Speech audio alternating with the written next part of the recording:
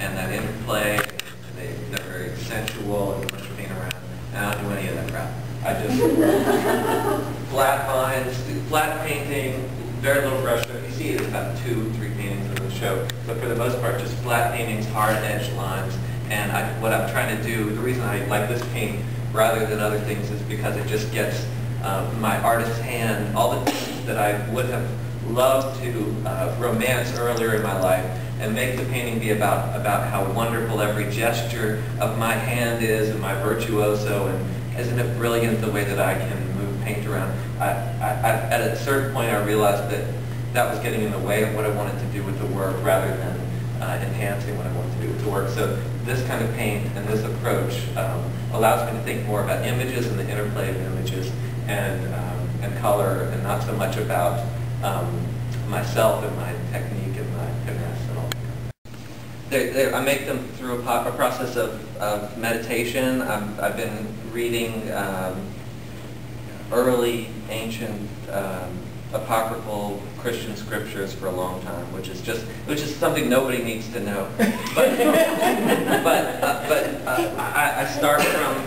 I'm reading those as sort of a meditation, and then and then they're full of this kind of imagery to talk about things that you can't talk about. If you want to, they're full of descriptions of things that happen beyond the material world, and they try to authors, poetically always are trying to get their hands on how to talk about spiritual things with the lousy stuff of the universe we live in.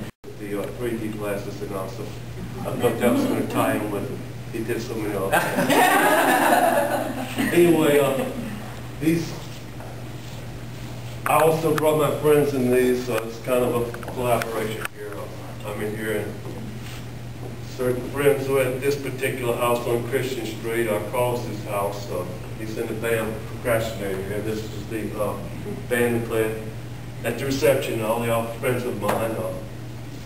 Cook is the boss man. He's here, here, and here.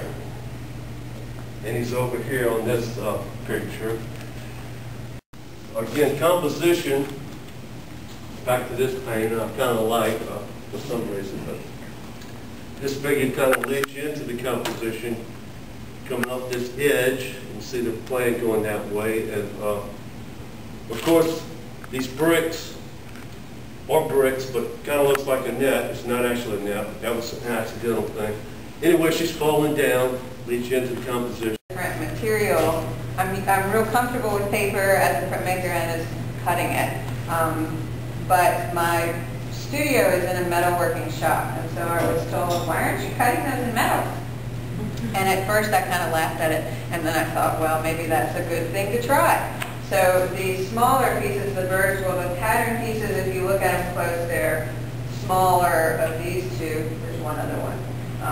But making up that pattern. And I did them first in paper, so I drew it out, cut it out of paper, scanned it, because these are now steel, right? The red, the blue, and the black. Scanned it, put it in Illustrator, did all this awful graphic stuff, sent it to the laser cutter, had it cut in 16-gauge steel, and then had it powder coated, which you know is like your outdoor furniture is powder coated and stuff like that. In the metal, so the detail that you do with the paper and transfer it onto a different medium, yeah, it's really, really good. I like it. I mean, I'm obviously interested in pattern and bold color, bold imagery, that type of thing.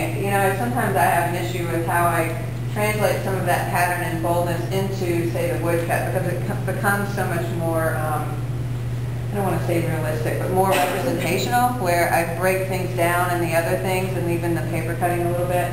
So I often kind of wonder if that works all together, but I'm still really drawn to that process in woodcutting. So